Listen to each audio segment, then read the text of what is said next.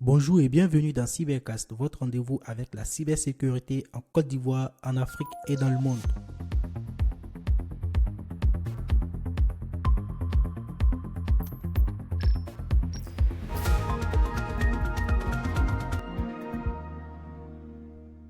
Bienvenue dans ce cinquième numéro de CyberEcho où nous faisons le résumé de l'actualité cybersécurité en mettant en avant les faits les plus marquants de notre point de vue du mois de octobre 2025. Et pour ce faire, je suis accompagné de Hamdan Kone. Bonjour Hamdan et bienvenue Et, dans bon- CyberEcho. et bonjour Junior, j'espère que tu vas bien. Bonjour à tous les auditeurs également. Monsieur Hamdan, on va très bien et heureux de te retrouver.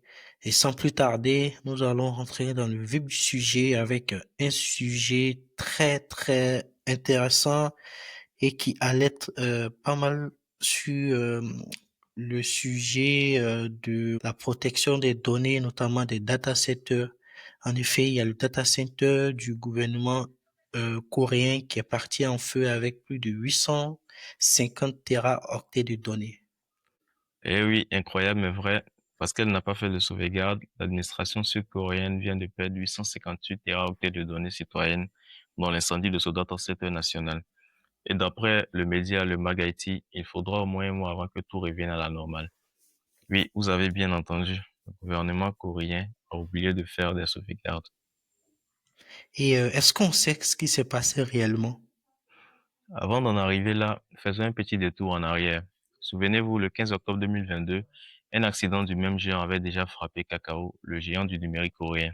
Kakao, c'est une grosse entreprise. Ses applications vont de la messagerie jusqu'au paiement. Et plus de 90% de la population les utilise. C'était environ 47,5 millions d'utilisateurs à l'époque. Un incendie dans leur data center avait déjà provoqué une panne massive de leur service. Mais cette fois, c'est encore plus grave, car c'est le gouvernement lui-même qui a été touché. Le feu s'est déclaré le 26 septembre dans une salle où se trouvaient des batteries au lithium. Ce qui est étonnant, c'est que l'incendie a commencé pendant un exercice de réduction des risques. Des batteries de secours UPS qui étaient installées au cinquième étage étaient en train d'être déplacées vers le sous-sol pour protéger les infrastructures critiques. Mais 384 packs de batteries ont pris feu, ce qui a détruit plusieurs serveurs au passage. Et en termes d'impact, est-ce qu'on arrive à le mesurer? Oui, effectivement, les conséquences sont vraiment énormes. Des archives gouvernementales entières sont parties en fumée. Et sans sauvegarde, les données sont définitivement perdues. On parle de près de 858 téraoctets, soit 8 ans de travail des fonctionnaires sud-coréens, car depuis 2017, ils stockaient leurs documents sur une plateforme appelée G-Drive. Attention, ce n'est pas Google Drive, c'est un service interne au gouvernement coréen qu'ils appellent Government Drive. D'après une source du ministère de l'Intérieur, G-Drive ne pouvait pas avoir de système de sauvegarde à cause de sa grande capacité. Mais aujourd'hui, résultat, 647 systèmes critiques du pays ont été mis hors service. Et franchement, je dirais que laisser aujourd'hui un système d'information sans sauvegarde, c'est une faute professionnelle. Effectivement, et du coup, quelles leçons peut-on en tirer pour les gouvernements des autres pays, etc. C'est ça. D'abord, rappelons-le, la Corée du Sud est l'un des pays les plus numérisés au monde. Mais cet incident nous montre une chose. Même les plus avancés peuvent être pris de court. Ce n'est pas seulement une question d'éviter l'incendie, c'est une question de préparation. Que fait-on quand ça arrive? Et là, on a bien vu, malgré sa maturité numérique, que la Corée du Sud n'avait ni plan de continuité, ni plan de reprise, ni de sauvegarde. Alors, posons-nous la question suivante. Et nous, en Afrique, serions-nous prêts si la même chose se produisait? Si la réponse est non, alors il est temps d'agir. Cela commence par identifier nos infrastructures critiques, comprendre leurs liens avec les services essentiels et mettre en place de vrais plans de continuité et de reprise d'activité. Mais surtout, pour y arriver, il faut former nos talents locaux. Il faut investir dans les compétences. Il faut investir dans la cybersécurité parce que c'est notre meilleure défense contre ce genre de catastrophe. Et dans cette même continuité, on va parler du sujet de Octobre Noir pour le cloud. Amazon et Microsoft qui ont paralysé une partie d'Internet. Plus, on peut donner plus de détails à nos auditeurs. Oui, effectivement, un nouvel incident majeur dans le monde du numérique. C'est comme ça que moi je l'appelle. Et cette fois, ce ne sont pas de simples applications qui sont concernées, mais le cloud lui-même. Fin octobre 2025, deux acteurs essentiels du web, Amazon et Microsoft, ont été frappés à quelques jours d'intervalle par des pannes d'ampleur mondiale, C'est pour cela qu'une partie d'Internet s'est retrouvée paralysée pendant plusieurs heures. Et j'imagine qu'on connaît la cause de cette panne, Hamdan. Effectivement, le 20 octobre, tout commence avec Amazon Web Services, AWS, le plus grand fournisseur de cloud au monde. En quelques minutes, des milliers de sites et d'applications cessent de répondre. Snapchat, Slack, des services même de réservation et plusieurs plateformes d'entreprise. La cause, une panne dans une région stratégique appelée US East One qui concentre une grande partie des serveurs d'Amazon. En d'autres termes, le cœur du système a cessé de fonctionner pendant plusieurs heures. 9 jours plus tard, le 29 octobre, Microsoft Azure rencontre à son tour une panne importante. Les outils du quotidien tels que Teams, Outlook, Xbox deviennent inaccessibles pour des millions d'utilisateurs. Cette fois, il s'agissait d'un changement de configuration interne ayant provoqué un dysfonctionnement global. Deux incidents différents, mais une même conclusion. Une large partie de notre vie numérique dépend d'un nombre très limité d'infrastructures. Effectivement, cela met en relief cette dépendance vis-à-vis de ces fournisseurs cloud. Je pense qu'il y en a pas beaucoup, hein, AWS, Google, Amazon, C'est ça. IBM, etc. Et en termes de conséquences, est-ce qu'on arrive à chiffrer un peu ce qu'il y a eu comme conséquences sur les différentes entreprises qui ont été impactées? On dirait que les conséquences ont été visibles partout. Des entreprises ont dû interrompre temporairement leurs services. Certaines compagnies aériennes même ont vu leur système de billetterie bloqué et de nombreux particuliers se sont retrouvés déconnectés de leurs outils de travail ou de communication. Aucune cyberattaque n'a été détectée. Il s'agissait simplement de défaillances techniques internes, révélant la vulnérabilité d'un système sur lequel repose une grande partie d'Internet. Ces deux pannes successives ont agi comme un rappel, hein. Quand un grand fournisseur rencontre un problème, c'est tout un écosystème qui est touché. Et maintenant, quel est le next step qui a été décrété? Est-ce qu'on a des informations sur ça? C'est ça. Effectivement, les services ont été rétablis après, bien évidemment, plusieurs heures d'intervention. Mais ces incidents laissent une question importante. En gros, c'est ce que moi je me pose. Que se passerait-il si la prochaine panne durait plus longtemps? Les spécialistes recommandent désormais d'adopter une approche dite multi-cloud, c'est-à-dire de répartir les données et les services sur plusieurs plateformes pour réduire les risques. Ils encouragent aussi à tester régulièrement la solidité des systèmes pour anticiper effectivement d'éventuelles interruptions. Au-delà des aspects techniques, une réflexion s'impose. Devons-nous confier autant de responsabilités à un nombre aussi restreint d'entreprises? Le cloud est devenu aujourd'hui, on va dire, une infrastructure aussi essentielle que l'électricité ou même les transports. Et quand il s'interrompt, c'est une partie de nos activités quotidiennes qui s'arrête aussi. Et aujourd'hui, je peux dire qu'on devient de plus en plus dépendant de ce monde-là, le monde du cloud. C'est On ça. va à présent ouvrir le chapitre des vulnérabilités et de fuite de données. On commence avec la CVE 2025-59 285. 287, pardon, vulnérabilité dans les Windows Server Update Service W6. C'est ça. Hamdan, est-ce qu'on a des informations par rapport à cette vulnérabilité? Oui, effectivement, si vous êtes administrateur système, alors écoutez ça. Une grosse vulnérabilité a été trouvée dans Oasis, le service de mise à jour de Microsoft. C'est une faille qui permet à un attaquant de lancer du code à distance. C'est grave, parce que l'attaque est simple à réaliser et pas du tout complexe. Pas besoin d'interaction utilisateur et pas besoin de privilèges. Autrement dit, un pirate peut viser un serveur Oasis depuis le réseau et potentiellement prendre des droits système. En gros, système, c'est le niveau le plus élevé.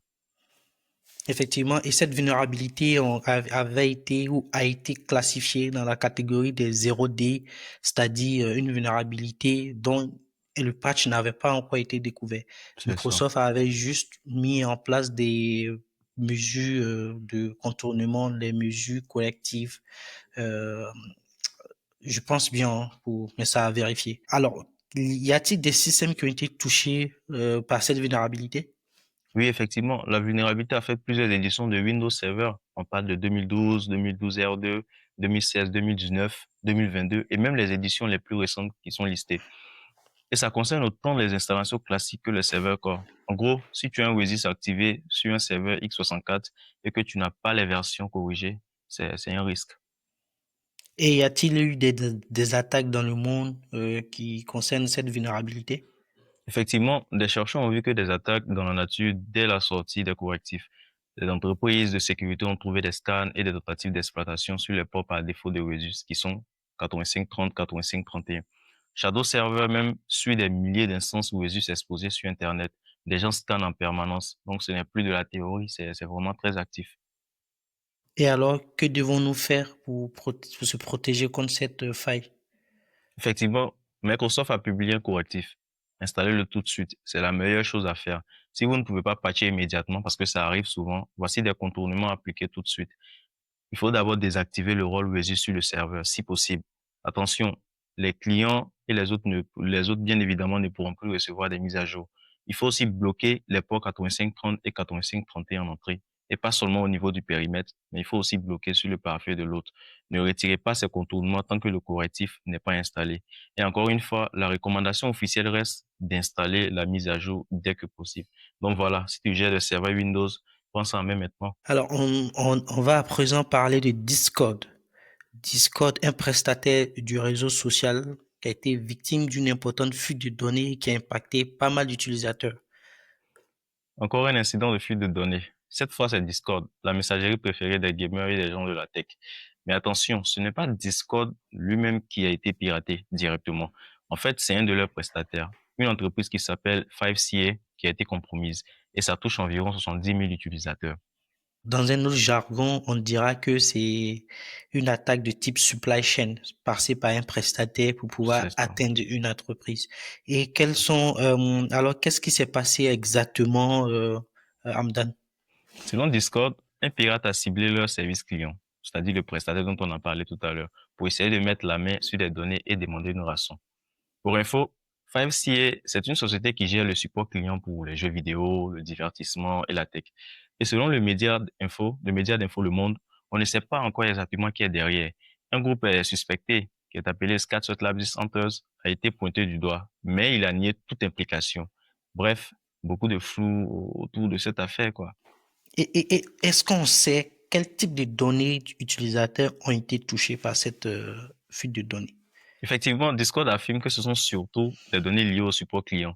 On parle de nom et pseudo, email, informations de facturation, très limitées, on va dire les quatre derniers chiffres ou les quatre premiers chiffres, des adresses IP, des messages avec le support et dans quelques cas des pièces d'identité pour vérifier l'âge. Mais pas de panique, les mots de passe, les messages privés sur Discord et les cartes complètes n'ont pas été touchés. Donc c'est grave, mais voilà, mais pas catastrophique non plus. Ouais, j'imagine. Et est-ce qu'on sait comment Discord a réagi face à cette attaque? Et puis, qu'est-ce qu'on doit retenir in fine de l'attaque qui a eu, ou bien de la fuite de données qu'il y a eu? Dès qu'ils ont découvert l'attaque, Discord a révoqué les accès du prestataire. Ils contactent aussi les utilisateurs touchés uniquement par email depuis leur adresse noreply@discord.com. Donc, si vous recevez donc autre chose, ce n'est pas du tout officiel. Discord rassure qu'ils auditent aussi leurs prestataires régulièrement pour vérifier que tout est sécurisé. C'est important parce que même si ton système est sûr, tes partenaires peuvent créer une faille. C'est exactement pour ça que les normes comme ISO 27001 existent. Donc, on va dire in fine que même si Discord n'a pas été piraté directement, la confiance des utilisateurs est touchée. Dans ce genre de situation, c'est la réputation qui est en jeu. D'après Discord, une enquête est en cours avec des experts externes.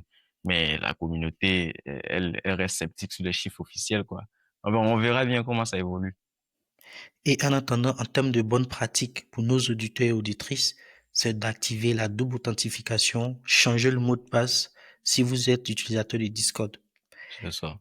On va parler à présent d'une autre fuite de données et je pense que c'est le dernier sujet de ce jour, de ce numéro. Fuite de données mortuaire au Gabon.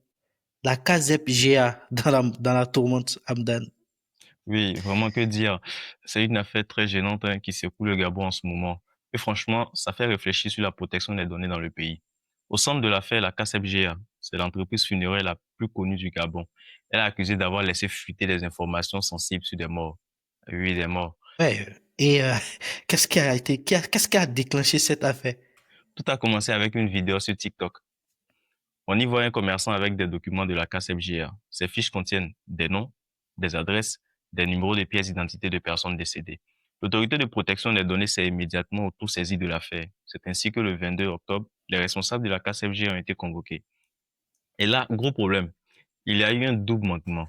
D'abord, la fuite vient de la société funéraire elle-même, mais aussi de son prestataire externe, chargé de détruire les archives après 10 ans.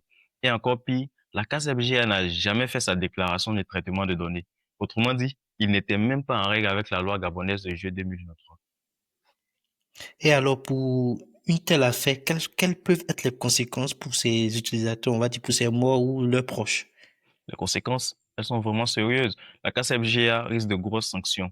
Le prestataire, lui, a dû stopper ses activités le temps de régulariser. Mais ce n'est pas tout. C'est la réputation de l'entreprise qui en prend un coup. Et franchement, les internautes gabonais sont furieux. Un des internautes sur Facebook n'a même pas manqué de dire, si je trouve un jour pour mon parent, je vais vous faire voir le diable, avertissant ainsi la KCFGA. Il faut ajouter qu'au Gabon, comme partout dans le monde, le respect des ancêtres est sacré. Cette fuite est vue comme une profanation numérique, comme si on vendait la mémoire des morts. C'est pour cela que l'opinion publique demande justice. Et vite. Ouais, je suis d'accord avec. Et que devons-nous apprendre de cette affaire, Amdan? Même si le Gabon a sa loi sur les données depuis juillet 2023, cette affaire montre une chose très simple. Une loi, ce n'est pas juste de la documentation. Il faut l'appliquer, il faut la respecter. La KCFJ doit régulariser sa situation et auditer tous ses processus sur les données. Mais ce n'est pas juste un problème pour elle. Tout le secteur doit se réveiller, que ce soit le secteur de la santé, les banques, les assurances, les télécoms et bien d'autres. Il faut mettre en place de vrais mécanismes pour protéger les données sensibles. Et surtout, les prestataires externes doivent être contrôlés aussi. Une entreprise ne peut pas dire, ce n'est pas moi, c'est mon sous-traitant. Non, la responsabilité reste entière. Effectivement, et la responsabilité reste entière. C'est sur ces mots que nous allons mettre fin à ce cinquième numéro de Cyber Echo. Merci Amdan pour ta disponibilité. On se donne rendez-vous pour le mois de novembre. Et c'était vraiment un réel plaisir d'échanger avec toi sur les points les plus marquants de la cybersécurité qu'on a pu récolter. C'est ça. Merci et on se dit à la prochaine. C'est ça. Merci.